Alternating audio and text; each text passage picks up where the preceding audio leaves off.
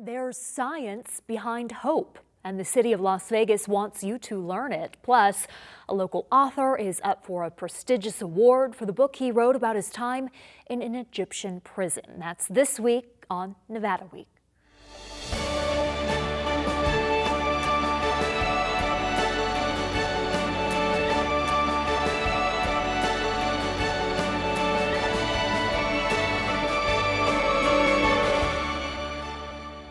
Support for Nevada Week is provided by Senator William H. Hernstedt. Welcome to Nevada Week. I'm Amber Renee Dixon. Hopeful Cities started in 2020 in the city of Reno, and now the city of Las Vegas is implementing it. The initiative is based on the belief that hope can be taught, and its founder, Catherine Getsky, says research proves it's a lesson worth learning. Okay, so we're going to talk about teaching hope, but I first want you to take me through the hopelessness that you once experienced in your life and how it led to the development of Hopeful Cities. So growing up, my dad had a lot of challenges and struggles, but he was also super successful. He's a retail banker, and when I was 18, he died by suicide. And it was very traumatic for me. I was super close to him. I was a freshman in college, and I struggled a lot. I struggled with addiction, eating disorders, self-harm, diagnosed with a number of things, and had my own suicide attempt in my early 20s, which was actually shocking to me because, you know, I knew how it felt when someone took their life. It was devastating for me when I lost my dad. And so I thought, how could someone do that to someone? And I realized suicide isn't something that you do to other people. It's a real sense of what I've come to understand as hopelessness. So both despair, feeling real despair, and feeling helplessness to do anything about that pain.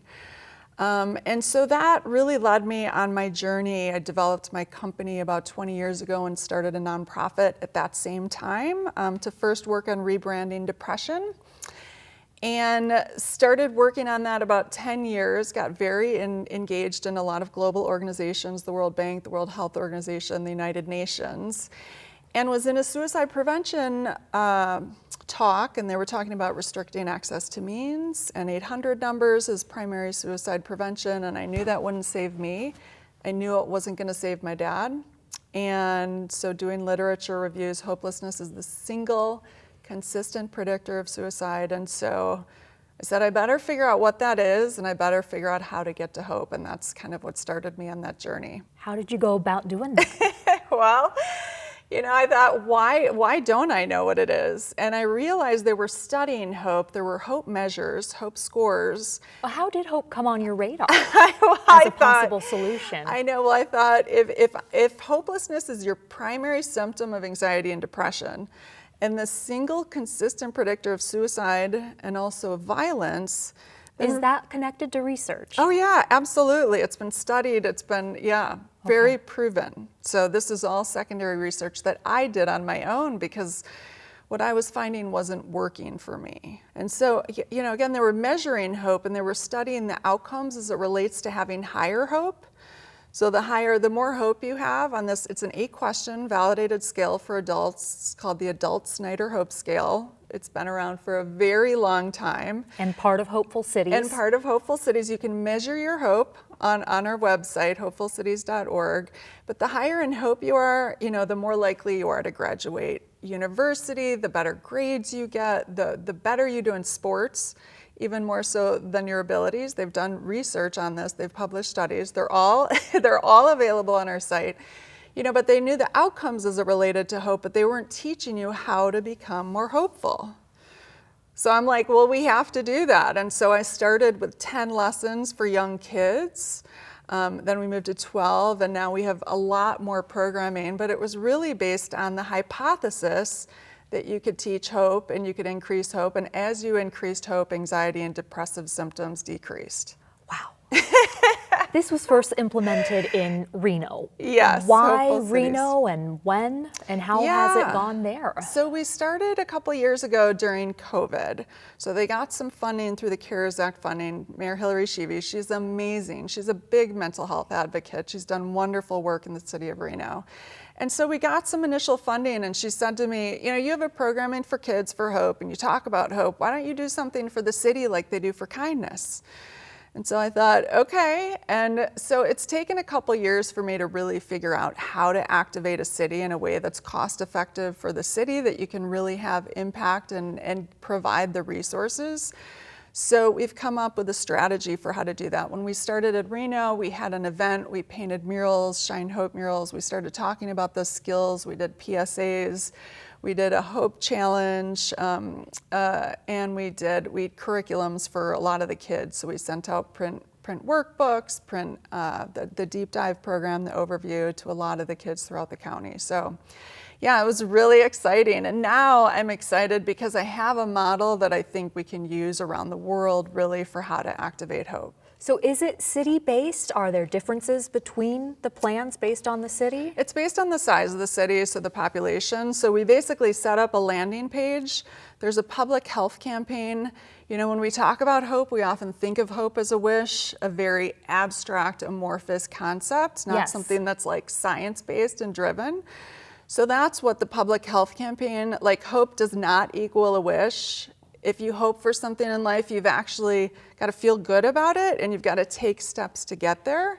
So a lot of our work is around, you know, how do we manage our emotional despair, which is one part of helplessness, but then how do we get from helplessness to action? So a lot of goal setting, overcoming obstacles to goals, if we need to re-goal. You know, hopelessness occurs and it becomes, we have hopelessness all the time, actually, moments of hopelessness. You get caught off in traffic, you might experience a moment of hopelessness, but it's how you manage that matters. And it's when it becomes persistent that it's a major problem. But we're losing kids to suicide because of things like failing grades, and they experience hopelessness about it, breaking up, they experience hopelessness about it. So it's really, how do we manage our despair in that moment, and how do we get from helplessness back to action? The community philanthropist, Gard Jameson, he is responsible for funding the implementation of this with a $25,000 gift to the Mayor's Fund for Las Vegas Life. We spoke with him at City Hall, where a breakfast was held to announce this initiative. He is also a philosophy professor at UNLV. He's amazing. Yeah, and he called hope crucial to a meaningful life. So we're going to hear from him on why he chose your initiative in particular, and then he is followed by Mayor Pro Tem Brian Knutson on why he thought this would be a good fit for the city of Las Vegas. Let's listen. Because right now the science of hope is at a fairly novel stage, and there are not a lot of people teaching hope. And so as I was introduced to Catherine and saw her programs, I realized here's something that crosses all the age gaps, and it crosses all the gaps in our community. Everything that I see right now, people are struggling with mental health issues, and I can guarantee that everyone watching this right now has some level of mental health challenge, or they're around somebody who has a mental health challenge.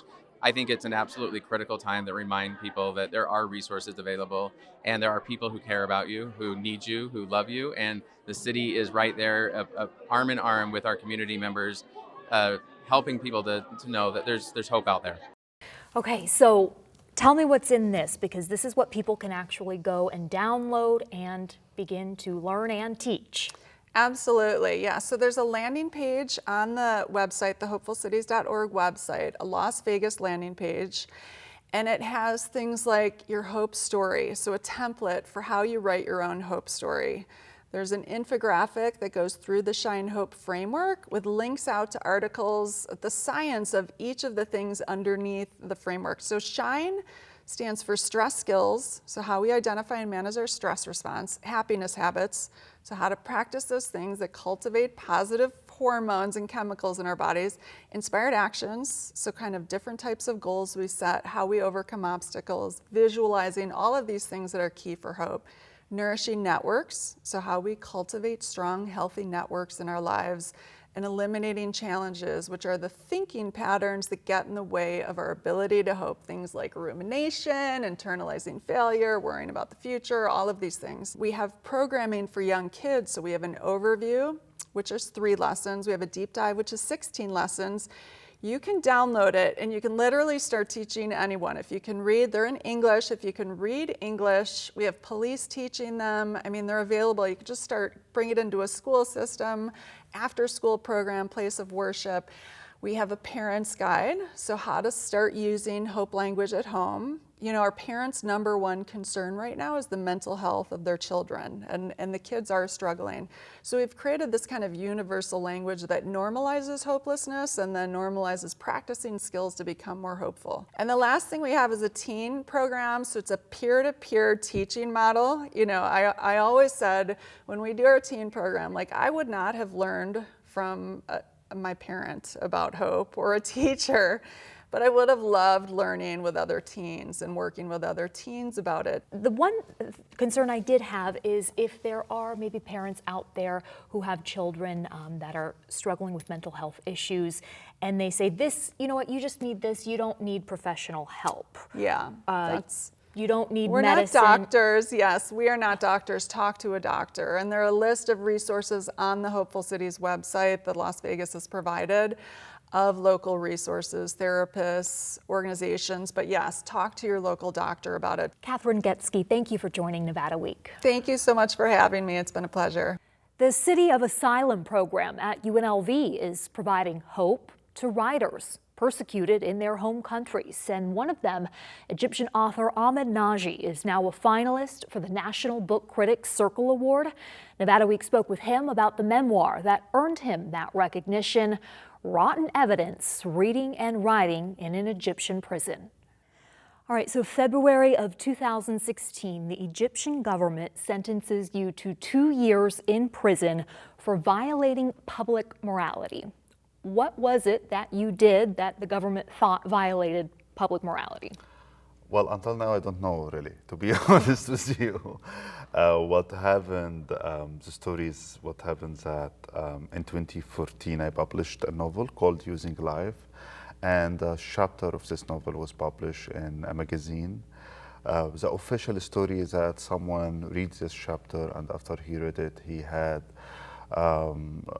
his blood pressure raised, and he kind of had a heart attack. So he went to the police station and accusing me of harming him.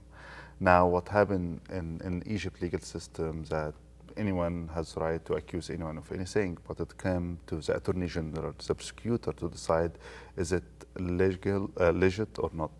So in my case, they accused me of disturbing public morality and obscenity. Because someone read a passage from your book and it gave him heart palpitations. Yeah, because the prosecutor also reads the chapter and thought, oh, this is obscenity. When you wrote the novel, though, were you aware at that time this could send me to prison?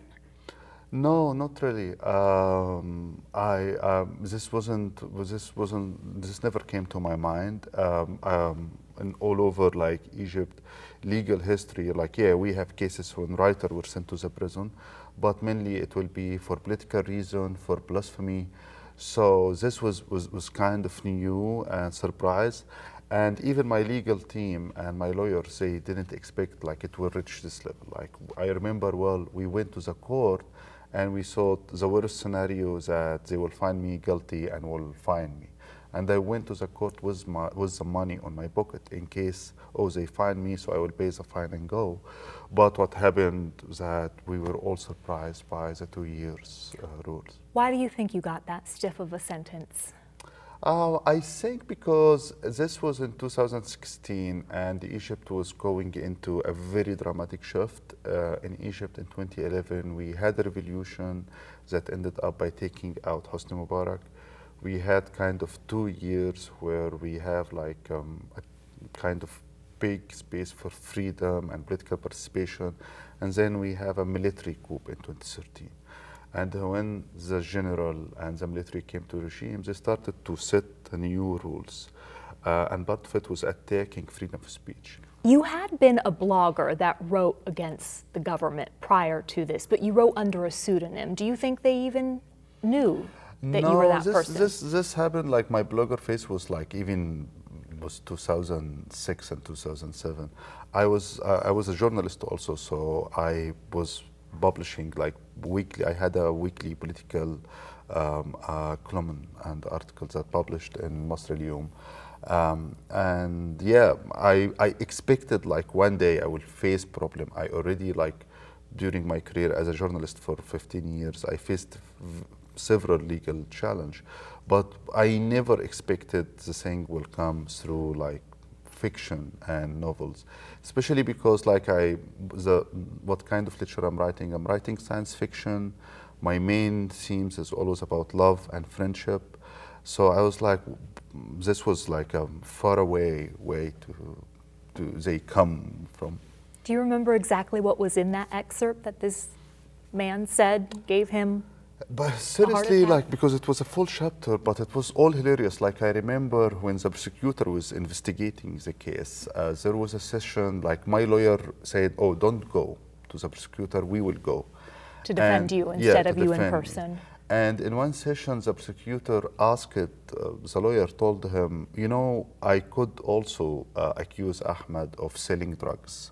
And it was like, what are you talking about? Because in this chapter, the narrator is saying, this chapter was written in the first person narrator. So it was like, oh, I went to this, I did this. So in this chapter, like the narrator is saying, well, I rolled a joint or I did blah, blah, blah. So for him, for the prosecutor, it was like, oh, it's Ahmed Nagy who's like confirming that he did this. Because you wrote in first yeah, person. and my lawyer was like, no, it's not like that. He was like, well, this was published in newspaper under his name. So if he was lying, this is another charge. Oh, wow. Oh, so my the gosh. level, yeah, so the level of discussion in this issue sometimes when go into like a bizarre area that is like trying to follow like a logic. It's getting complicated and hard. How scary was this when you learned of your sentence? I start to laugh. Like I remember I had like a laughing hysteria for a couple of hours when they told me. A laughing. Yeah. But like, because it was shocking and it was weird. We weren't expecting it. But then you adapt, and you grow also in Egypt familiar with the story of prison and people being sent to the prison because they express what they think or what they believe. So you are aware that there is a percentage that you will go to this path. But there was like shock in the beginning, and then you start to adapt. The New York Times wrote an article about your sentence, and it spurred outrage among human rights advocates across the world. There were prominent artists and writers who signed a letter demanding your release, including Woody Allen. At what point did you learn about that letter, and what did you think? So we were allowed to have a newspaper daily, okay, in our prison. And in the prison? Yeah. Okay. And suddenly one day, no one in the prison received their newspaper. So we were cut on that day. And when we tried to ask the guard where is the newspaper, they didn't answer. So it took me until the next week when my family visited me, and then they told me, oh, PEN America organized this campaign, and they have this letter that was signed by many people and many writers, and they give you this prize. And then I put the connection. So the prison banned the newspaper from all the prisoners in my prison because they didn't want the news to reach out to me. Because again, the aim of the prison, when a regime is banning a book or putting a writer in a prison, the aim of this is to isolate you from the society and to make you doubt what you are doing, doubt what you believe, to break you down, and to send a message to society that we have the upper hand, and we could, if you cross the line, you will send you to the prison and no one will remember you. But this kind of solidarity and the act is like breaking the prison. It's breaking the prison. You reach out to the prisoner. You send him a message that you are not alone, and there is other people who support you and believe you, and what you have done worth something. Do you think that letter is why your sentence ended up being suspended? You ended up spending 10 months in prison, not 2 years. I think it's playing a role, of course, but again, this will, like, I received this letter and this campaign that was organized by PEN America, but at the same time, there was other campaigns from Egyptian writers and so Arabic writer. So it was a collective effort, including also my lawyer, my wife, who was also my lawyer, who like worked on the ground to reach this result.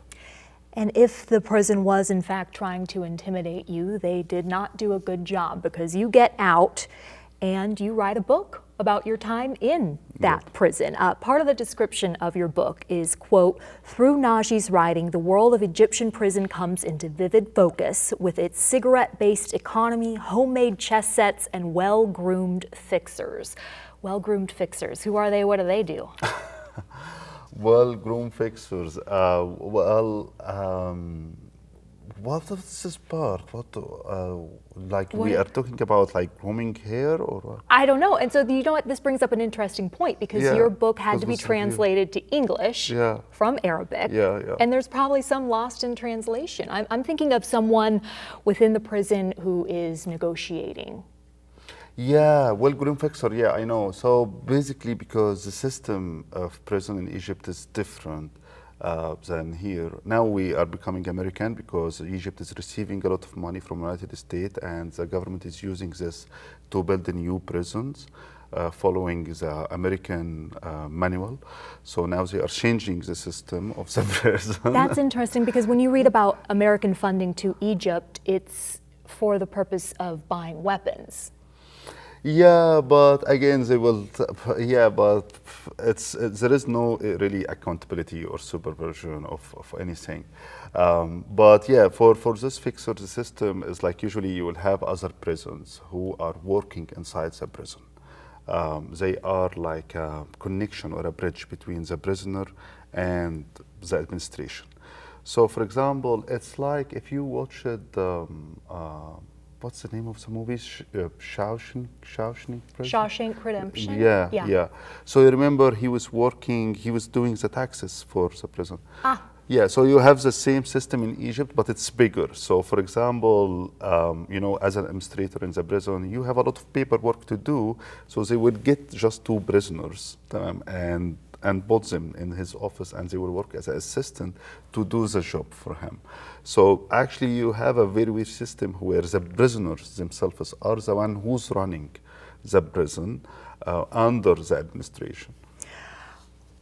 There are other questions that are asked within this book. Some are funny, like how do you build a clothes hanger? But others are, how do you make sense of a senseless oppression? You're put in prison for writing fiction. Did you ever rationalize it? Did you ever make sense of it? Yeah, of course, I start to question it. I start to question why I'm doing this and what is the aim and does it worth it?